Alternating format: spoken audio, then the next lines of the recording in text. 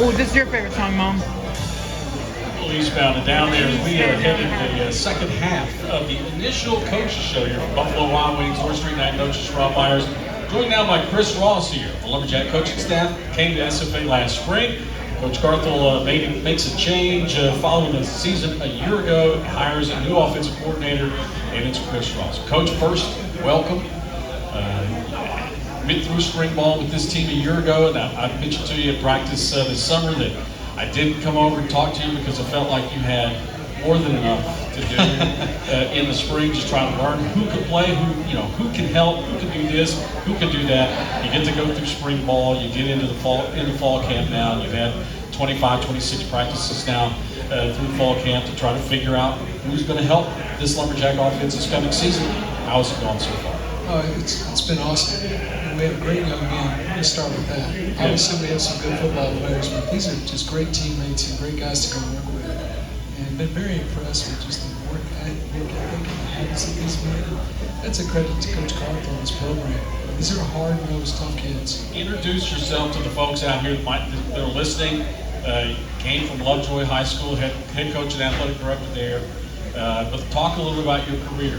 Formerly at Boise State for a while, high schools in Texas. Tell the folks a little bit about your past. I'm primarily been a high school coach my whole career.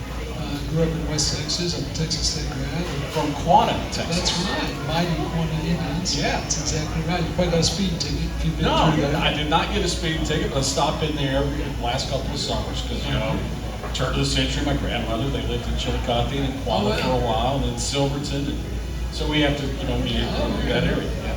But did not get a ticket in Quanah.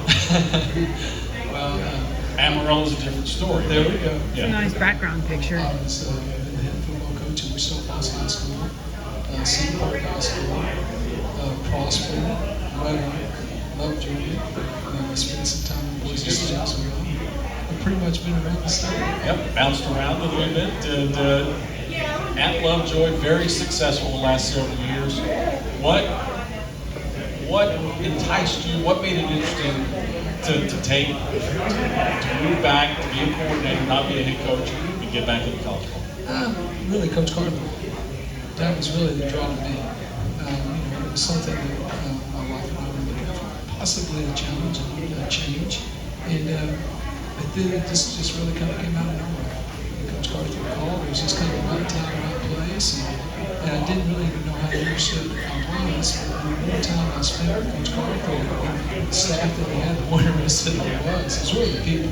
Yeah, and that's the biggest thing. Can you get along with folks? Is it a good place to work, a good work environment? Welcome back, Mom. There's nothing worse Welcome. than I'm already loving this. Well, I think the biggest thing is I feel like Coach Good to see him on there. very much on the same page. It's just I said it's our great to see him out there.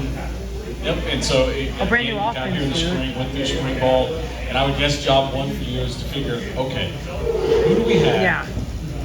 What And then there's Carvel. components of my Carvel offense with would be able his to family. execute well in the fall? I would think that would be And then there's his Coach job one. Kobe Carvel with Identify his who you family. had, what you had. Well, it's kind of who are we now and who could we be in the future? And how do you get there? Like you said, first of all, you evaluate the talents you have in the staff, and then you're kind of going from there.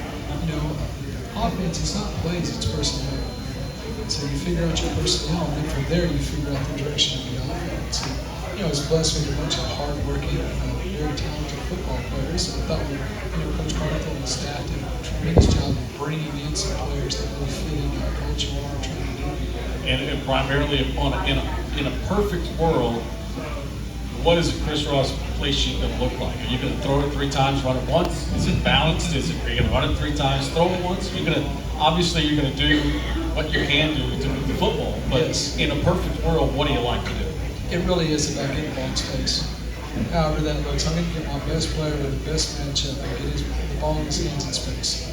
And so there will be games that we will run the ball 30, 40 times. If they're going to play too high and do that, we'll run the ball.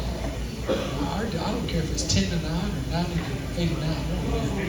Whatever it takes to do that. So, we're going to play fast. It's an RPO-driven offense. We're going to play with tempo, but our personnel will be dictated by what gives us the best matchup. So you'll see 2 tots. You'll see 20 personnel. You'll see 11. You'll see 10. You just whatever gives us our matchup. And then, as you mentioned, an RPO, primarily an RPO type offense. For those folks that may not know what RPO means, run pass option. So that being, how long does it take, and have they picked those? Is everybody picking up on that as quickly as you hope they do? Yeah, oh my gosh, so they're blessed with three. Our quarterback situation is outstanding. We have three great guys and very talented football players, but they're very intelligent. And then Coach May is an outstanding coach. He's done a tremendous job with those guys for years. And I've been very pleased with their activity throughout the fall. And I'm sure that you came in here, you watched tape a year ago, what we were running a year ago, how they were running it, and how they were executing the offense. For anyone who might be in the stands Thursday night, really is not, a big. Will there be a visible difference to what they see on Thursday night from what we saw a year ago? Yeah, I mean they're very different offenses, and obviously what they've done in the past, they've done a tremendous job. That was more of an air raid, huddle, check with me at the line of scrimmage, which is very good. This is drastically different. We're going to snap. We're going to play fast. It's fast. We're going to play fast and hopefully keep moving. Yes, sir. Yes, sir. And that was the other thing, and I get the impression, it's going to be a work in progress. It'll take several weeks, maybe a month, before everybody's on the same page on the offensive side. Is that accurate, or do you think? You hope, obviously, it doesn't take that. I don't feel that. Really? I feel like you can be very complicated, or you can be simple and fast, which can't be. And what we do is we feel like it's very simple. We have options in what we do. They're built in. There's not a ton of plays. There's more options in those plays. And I think the kids right now are doing a great job. Okay, so that's what we have to look forward to Thursday night. Coach mentioned a moment ago that you've been here 8 months and haven't picked up the first down yet. So Thursday 7:05, you get that first down. I would think shortly thereafter, first touchdowns. Well, see, I like to say I'm undefeated. Well, that's true. So it's kind of hard to look at. Undefeated and have never been stopped. That's exactly Never been stopped. Haven't punted once yet. No, punts for quitters. If you don't believe it. Yeah, and we do have a punter again this year. There's a couple on the roster. I mentioned to Coach Garthel at one of the early practices. I was watching everybody practice, and then the punters were over there, and I thought, they let these guys eat. Because they were slight. They were not Max Quick. Max spent a lot of time in the weight room, but these young men are not quite built that way.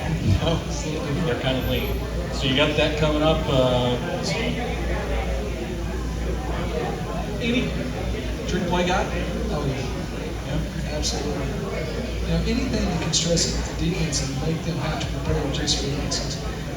What we want to do with our matchups and our tempo, we feel like that you're going to have to, in 3 days, try to figure out what we're going to do. We do it every day. Because we're different.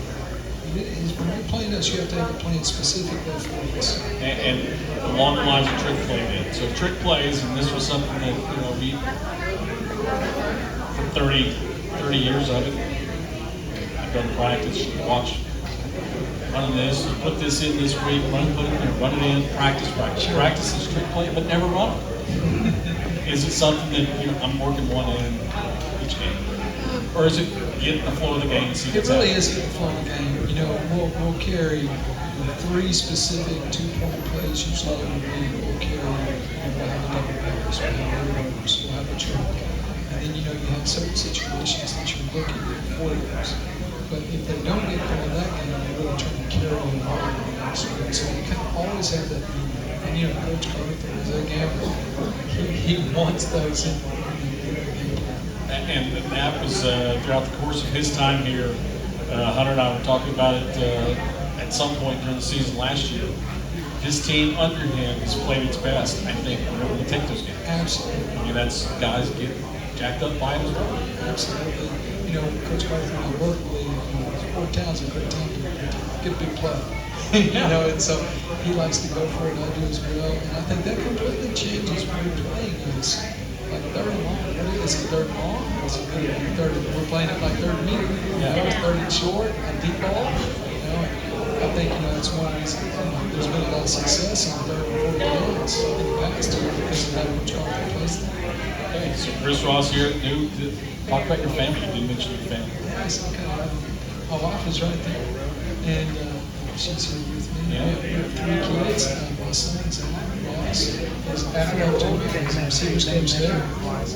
Still very much a Leonard fan, always will be. And then my daughter just graduated from Texas A&M, Rachel Longstone, and she's coaching. Couldn't get into school.